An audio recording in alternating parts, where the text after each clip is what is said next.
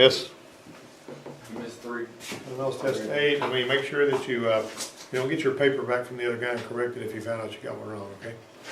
Got that? All right, chapter 19. Many vehicles don't require chassis lubrication if they're equipped with what? All of the above. A low friction suspension joint, such as ball joints, seal for lap joints, no grease fittings. You know, when you get them from the factory, a lot of times they won't have any grease fittings. Now, some of them have got rubberized tie rod ends that don't take any grease at all. But the problem with that is you got to have the wheels straight ahead when you put them together, because if you have the wheels turned when you put them together and you tighten them up, they'll have a memory and they'll try to go back that way because they're stretching the rubber when you turn them. You know, that was kind of rare. They didn't do a lot of that, but I mean, there was a while. Coolant leak will show as what color? What was the answer to that? Huh? What was the answer? Oh, the answer was D, all the time. Coolant leak will show as what color? Any. Will be any of the above, depending on the type of coolant. What year did GM start using Dexcool? I said you skipped the question. Anybody know? You skipped like 5 questions. If I tell you, you're gonna remember it? Yeah. So right there. 96? 86. 96? 96? Which all specification stands for the thickness / viscosity? SAE. Or API. Some say API. SAE stands for Standard Automotive. Society of American Engineers. Supposed to know that. Which oil standard is displayed on the front of the oil container? So it's API. Huh? No, 3 is actually SAE. SAE. Yeah, you're right. I mean, 3 was actually C. You got that right. Which oil standard is displayed on the front of the oil container? SAE. Huh? API. ILSAC. What? Yeah, ILSAC. Somebody tell me what ILSAC means. What does it mean? A service technician removed the inspection fill plug from the differential of a rear-wheel drive vehicle, and gear lube started to flow out. Technician A says the technician should quickly replace the plug to prevent any more loss of gear lube. Technician B says to catch the fluid and allow the fluid to continue to drain. Who's correct about that? Technician B just coming out the fill plug is too much in. Yeah, there's a little too much in there if you got that. As a matter of fact, on these Chevys, it's supposed to be 40 millimeters below the fill hole. On the new ones, use synthetic oil in there. Number 6, a grease fitting can be called Alamat, Zerk, grease fitting, any of the above. Grease fitting. It can be D, any of the above. Alamat is also another name for a grease fitting.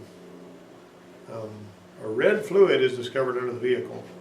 It's a red fluid. When you talk about red fluid, it reminds me of these cans of additive that we used to have when I worked at the filling station back in the 70s. And each can, when you poured all of the additive out of it into the engine, would be rattling. And when you cut the top out of the can, it'd have money in it. 35 cents, 25 cents, nickels, dimes, whatever. And it made the mechanics want to sell it because they wanted to pour the stuff out of it and get the money out of it. And the Justice Brothers came out. They had little round plastic plugs in it. It was like a washer. It said GB on them and all, little words. And when a GB man came to refill, every one of those you gave him, he gave you a quarter for it. If you got a big stack of them, you can get enough to eat lunch off that deal. But anyway, that's sort of a thing of the past right there. Red fluid is discovered under the vehicle. That could be to a leaking what? Either B or C. Coolant hose or transmission. Yeah, if it's a coolant leak and it happens to have red antifreeze in it, which there is such a thing as that, especially in some foreign cars, they've got purple antifreeze. What color is antifreeze in Germany? Usually, purple or green, I think. Yeah, green or purple. Yeah, I've seen the purple stuff. Let's see. The Volkswagen Jetta is in the shop for an oil change. What specification is used for this European vehicle? You got any idea? Obviously not SAE. ACEA. Incidentally, you can get a kit for some of these Jettas, these diesel Jettas. This scared the stew out of me.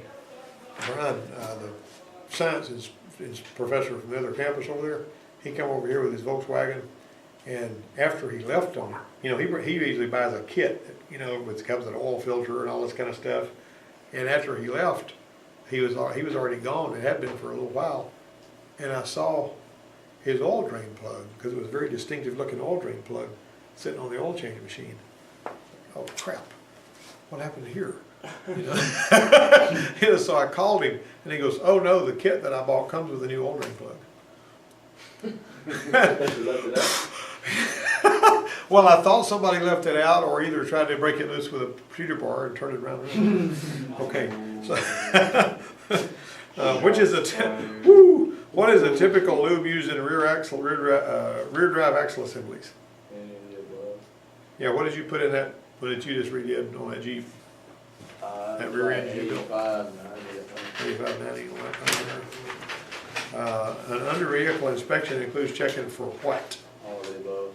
That's not too hard of a question, is it? All of the above: torn drive axle shaft boots, any fluid leaks, exhaust systems faults such as broken hangers or leaks. Now, if we got to pull the transmission out of the Crown Victoria, then we got to put the pan and the rear main seal on it. A pan gasket and rear main seal, all pan gasket. How long would it take to do that?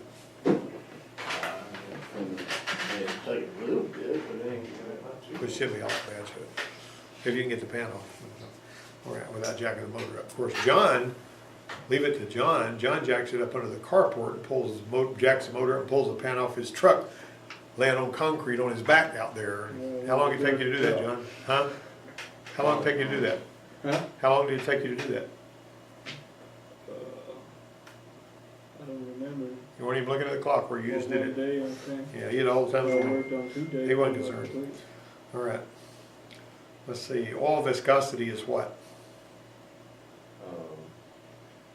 Tendency of the oil. Tendency of the oil to resist flowing. Different brands of oil can be used in a vehicle from one oil change to another if they meet vehicle specifications, because all oil is That was the same viscosity. miscible. What's? M-I-S-C-I-B-L-E. That means you can mix it, which I would have said mixable, but the word is miscible. Which rating is the ACEA rating specified for use by many European vehicle manufacturers? John, you should know that. Yeah. I don't know. A3, B3. That sounds like a robot from Star Wars, doesn't it? Okay.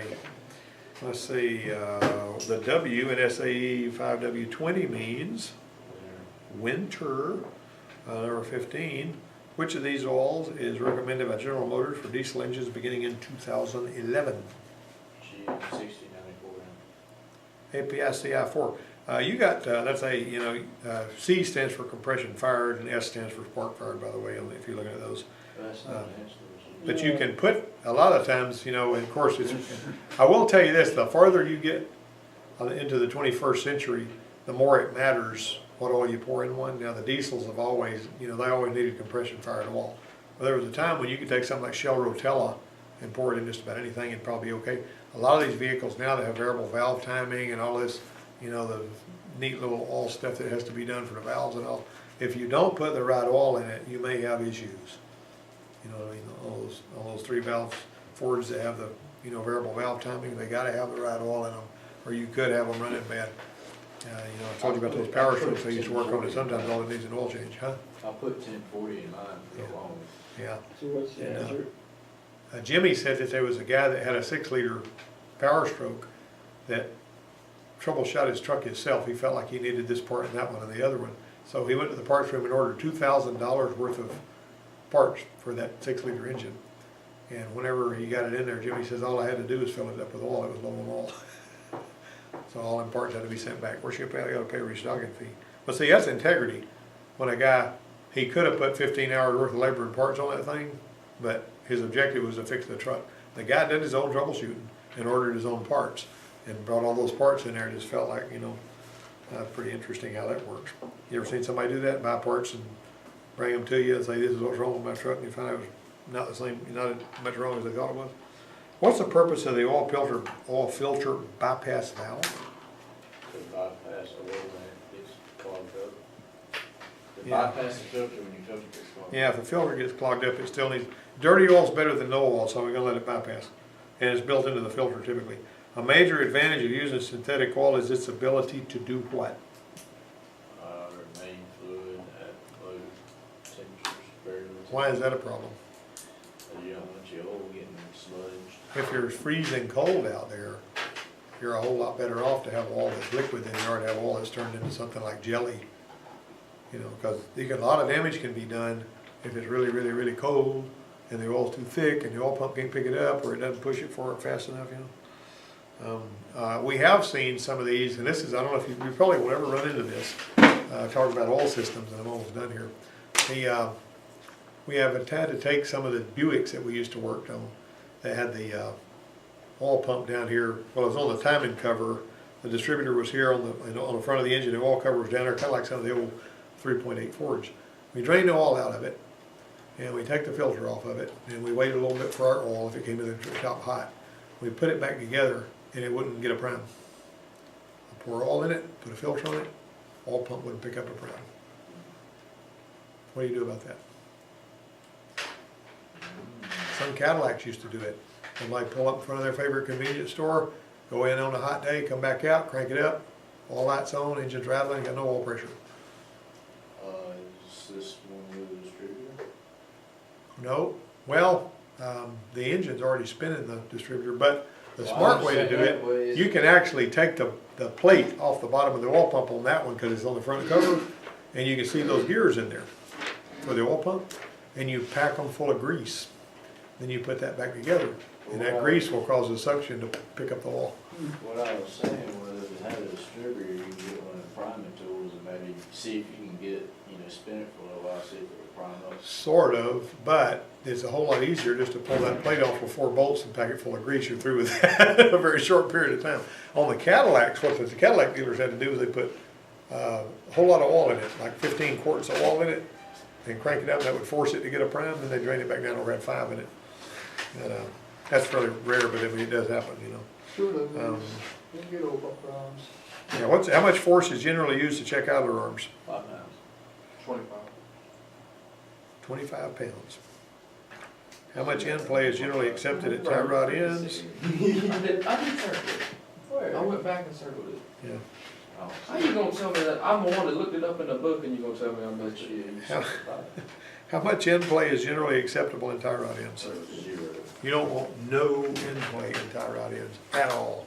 I mean, none, zero, zilch. You really don't.